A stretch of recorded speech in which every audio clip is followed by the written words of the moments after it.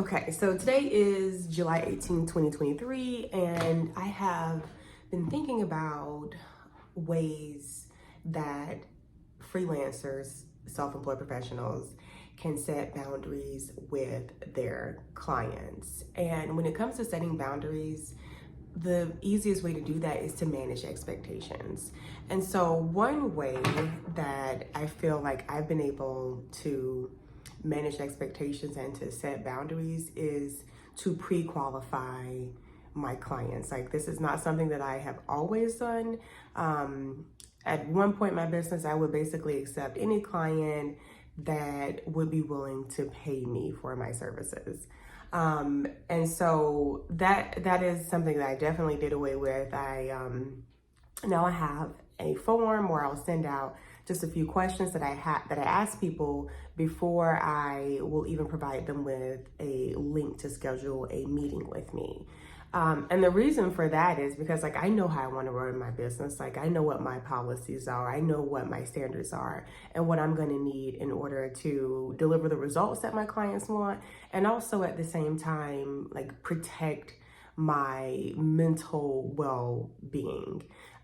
So for instance, one thing that allows me to be efficient in my business is using a software application like QuickBooks Online. So that is a question that I ask before I even speak to someone, like, which software application are you using? Because that is the one that I will be using.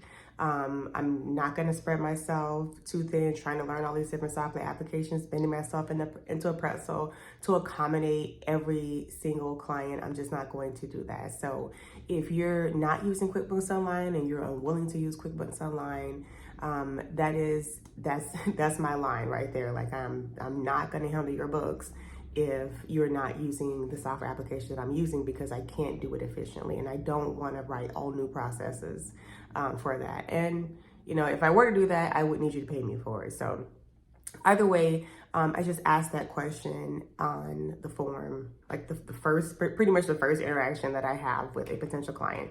I'm trying to think of something else. Oh, the other thing that I ask, and I can't remember at which stage of the process that I asked this, but it definitely needs to be communicated very early on in the process. And like, I have another form that I say, well, how quickly do you need a response, right? Because some people may say, I want a response right away. I want a response within 30 minutes. Like, I expect you to have your cell phone on you and to accept text messages throughout the day, in the evenings, and on weekends. And I expect a response from you within minutes.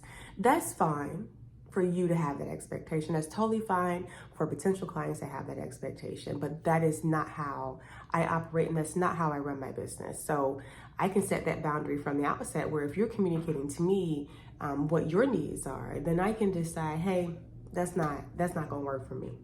Okay. So that is, one of the things, setting boundaries and managing expectations from the beginning. And, you can say that, like, if you refer, like, once you say, okay, this client is definitely not going to be a good fit for me, then I'm going to refer them to someone else. If you want to be honest about it, you can just say, hey, I don't think I'm going to be able to accommodate your needs, for X, Y, and Z, because you're a phone person and I'm an email person, so you can say that, when you decline an offer to have a phone call with them. But I like that way of setting boundaries. Plus, it requires you to reflect on what it is that you really want out of your business and what it is that you are really willing to give your clients. All right, bye. Oh, this video is going on YouTube, so I don't expect anybody to watch it, but if you're watching it, please like and subscribe. Bye.